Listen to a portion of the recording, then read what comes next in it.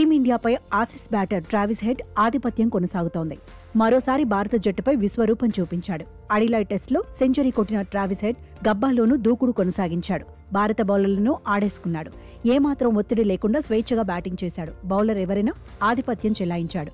అలవోకగా పరుగులు సాధించాడు. క్రీజులోకి వచ్చినప్పటి నుంచి అటాకింగ్ గేమ్ ప్లాన్ ను కొనసాగించాడు. హెడ్ ను కట్టడి చేయడానికి భారత జట్టు దగ్గర ప్రణాళికలే కనిపించలేదు. ట్రావిస్ హెడ్ కోసం కెప్టెన్ రోహిత్ శర్మ ప్రత్యేక ప్రణాళికలేమీ రచించలేదేమో అనే చర్చ కూడా జరుగుతోంది. ఆసీస్ డేంజరస్ బ్యాటర్ మాత్రం అభిమానులకు పరుగుల విందిచ్చేశాడు. భారత్ తనకు ప్రియమైన ప్రత్యర్థి అని మరోసారి చాటుకున్నాడు. 71 బంతుల్లోనే హాఫ్ సెంచరీ కొట్టాడు. ఆ తర్వాత కూడా తగ్గలేదు. జోరు కొనసాగించాడు. చూస్తుండగానే 3 అంకెల మార్కును అందుకున్నాడు. టెస్ట్ కెరియర్లో 9వ సెంచరీని సాధించాడు. అందులో భారత్ పైనే 3 సెంచరీలు కొట్టాడు. సెంచరీ తర్వాత హెడ్ మరింతగా రెచ్చిపోయాడు. 150 పరుగుల మార్కును టచ్ చేశాడు.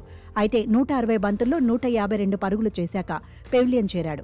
ట్రావిస్ హెడ్ ఇన్నింగ్స్లో ఏకంగా 18 ఫోర్లున్నాయి. 95 స్ట్రైక్ రేట్తో ట్రావిస్ హెడ్ కట్టిపడేశాడు.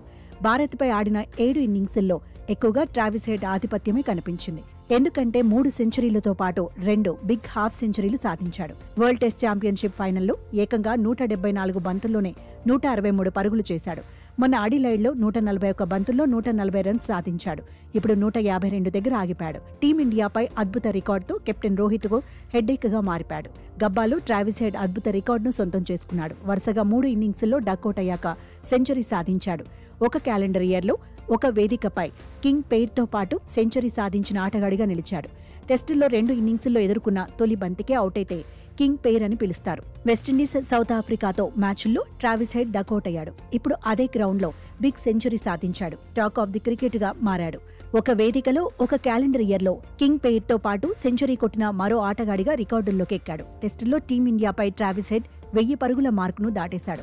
గబ్బా టెస్ట్ తొలి ఇన్నింగ్స్తో 1107 పరుగులు పూర్తి చేసుకున్నాడు. బ్రిస్బేన్ టెస్ట్ రెండో రోజు ఆటలో ట్రావిస్ హెడ్ ఇచ్చిన క్యాచ్ను రోహిత్ శర్మ వదిలేశాడు.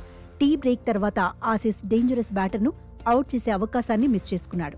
నితీష్ రెడ్డి బౌలింగ్లో షాట్ ఆడేందుకు హెడ్ ట్రై చేశాడు. బాల్ ఎడ్జ్ తీసుకుంది, కానీ రోహిత్ క్యాచ్ను పట్టుకోలేకపోయాడు. ట్రావిస్ హెడ్ 112 పరుగుల దగ్గర ఉన్నప్పుడు క్యాచ్ను హిట్ మ్యాన్ వదిలేశాడు. దీంతో టీమిండియా కెప్టెన్పై విమర్శలు వస్తున్నాయి.